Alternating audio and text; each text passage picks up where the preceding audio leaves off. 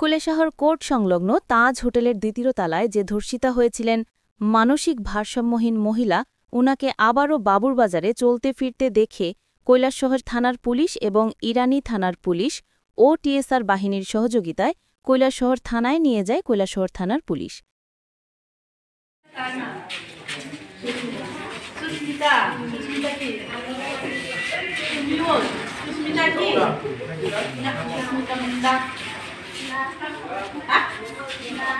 সুস্মিতা দাস বাড়ি কই তোমার? কৈলাসহর কোনখানে?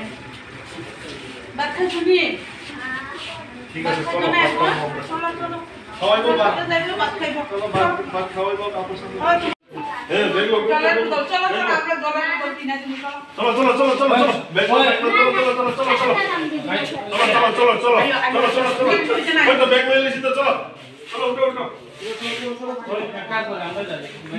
যাও গিয়া ম্যাডাম চলো চলো জিনিস কিনে দিবা, এটা লাগে জিনিস কিনে দিবা।